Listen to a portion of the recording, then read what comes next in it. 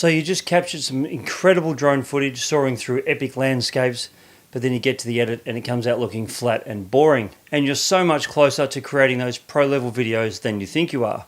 But you're probably making at least one of these common editing mistakes. And trust me, I see the same mistakes over and over again in beginner drone videos, and they immediately give away that it's an amateur edit. In this video, I'm going to show you the 5 common editing fails I see and exactly how to fix them, so your videos can finally look as amazing as your flying skills. Okay, fail number 1 is sloppy and unforgiving trims.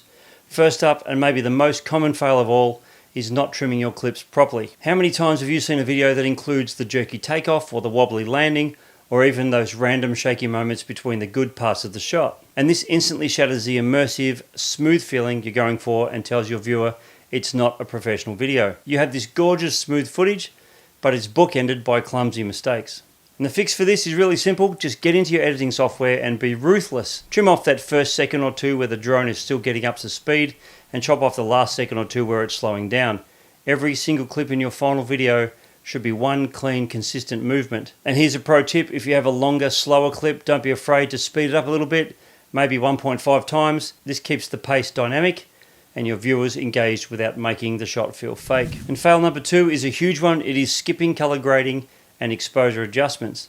Raw drone footage, especially if you shoot in flat profiles like D-Log, looks pretty boring, right? It's all washed out with dull colors and zero punch. And the classic sign of an amateur edit is clipped highlights, where the sky is just a big white blob with no detail at all. And it can be such a waste of a beautiful shot. And here's how you fix it. And honestly, this is the fun part. Half of what makes drone footage look cinematic happens right here in the color grade. You don't have to be a pro colorist, but you do need to learn the basics. First, fix your exposure.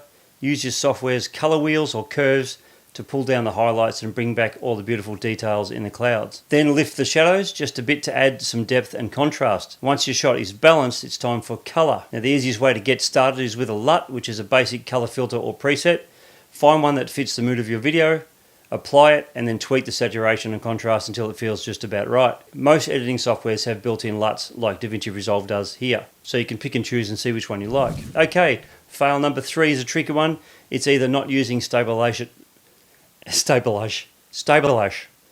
either not using stabilization at all, or worse, using it too much. Nobody wants to see shaky footage from wind gusts or jerky thumb movements, but on the other hand, cranking up digital stabilization creates that bizarre warped effect that makes your video look like it's swimming in jello. The key here is to use stabilization with a very light touch. If your footage has some minor shakes, go ahead and apply some stabilizer, but immediately drop the smoother setting down to 10 or 20%. That's usually all you need to smooth out those jitters without adding that ugly, distracting warp. And here's my best practice: always try to shoot in high resolutions like 4K if you can.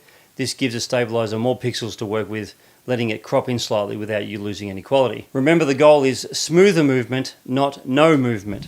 Alright, before we get to the last 2 fails, if you're just starting out using your drone, you don't know what settings to use for certain situations, then grab my free drone camera coach. It's an AI bot that I've built to answer only questions about drones and drone settings, and it's free, and I'll link it below. Fail number 4 is the editor's biggest sin: the jarring jump cut. A jump cut is where you cut from one clip to another that's framed almost identically, like cutting from a wide shot of a mountain to another slightly different wide shot of the same mountain. It completely breaks the flow, and it screams that you didn't have enough variety in your shots. The fix for this starts before you even open your editing software.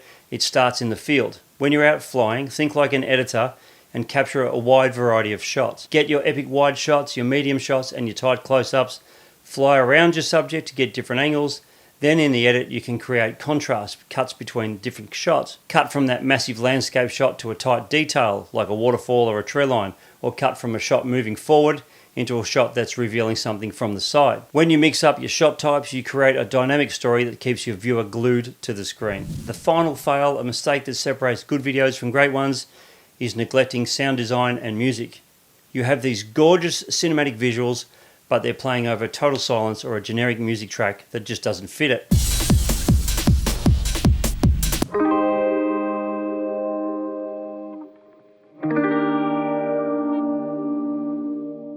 Sound is half the experience. It's the emotional backbone of your video. Without it, your footage feels empty and lifeless. The fix is to be intentional with your audio. First, find the right music track that matches the pace and the mood of your edit. Is the video supposed to feel epic, peaceful, or suspenseful? The music is what guides that feeling. Then take it to the next level by adding layers of sound design. Use subtle whoosh effects to emphasize the drone's movement as it flies past objects, or add ambient sounds like wind, crashing waves, or birds to make the scene feel immersive and real. The combination of music and sound effects is what truly will elevate your visuals and make your video unforgettable. Take a look at this example. I was filming out at Port Welshpool. This is a place called Long Jetty, and I've got a whole variety of shots that we can cut between with some music and some sound effects.